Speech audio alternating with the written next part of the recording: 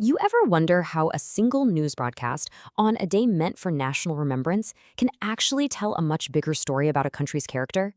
Well, today, that's exactly what we're doing. We're going to deconstruct a Veterans Day news report to see the really complex picture it painted of a nation grappling with unity, division, and the true cost of service. So here's our roadmap for how we're going to unpack the story this broadcast told. First, we'll look at the official ceremonies. Then we're diving into the deep divisions at home, how the nation projects its power on the world stage, the profound price of that service, and then finally, we'll hear from the American public itself. All right, so the report kicks off exactly where you'd expect on Veterans Day, at Arlington National Cemetery. This really grounds the whole broadcast in this mood of solemn remembrance and honor right from the start. And right at the top, they feature these words from President Trump. This immediately frames the day around this stark contrast between profound, unthinkable sacrifice and, well, the privileges of civilian life that come from it. But here's what's interesting. The coverage doesn't just stay on remembrance. It makes a very quick pivot, shifting from honoring the past to laying out a really specific vision for the military's future. And at the absolute heart of that vision was this push to restore a warrior ethos. The report presented this as a very deliberate move away from being, quote, politically correct, with one single explicit goal for the armed forces: to fight and to win. Okay, so you have this theme of unified military strength, right? Well, in a really stark contrast, the report just slams on the brakes and immediately pivots inward to look at a nation that seems deeply fractured by political conflict. And the most glaring example they gave was the government shutdown. The report laid out the political gridlock pretty clearly. Republicans were pushing just to get the government running again, while Democrats, who felt pretty let down by their own leadership, were already digging in for the next fight. And, this wasn't just about political procedure. The broadcast really captured the raw emotion of it all. This quote from a House Democrat shows this deep frustration, maybe even some conflict within the party itself, which adds this whole layer of human drama to the gridlock.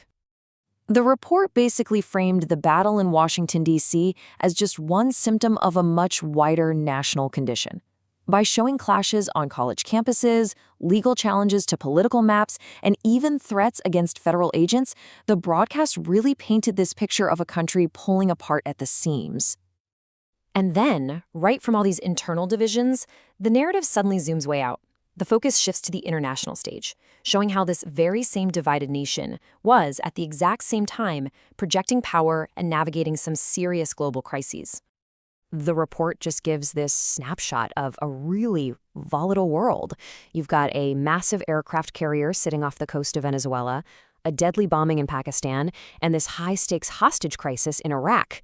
And it's all happening at once, with the U.S. deeply involved in every single one.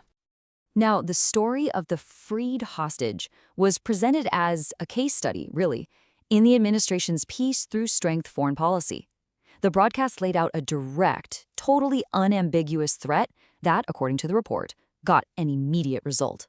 It reinforces that warrior ethos theme from the very beginning of the broadcast. So, after covering these huge global power dynamics, the broadcast makes what might be its most dramatic shift yet. It moves from the geopolitical chessboard all the way down to the deeply personal and often tragic cost of that service.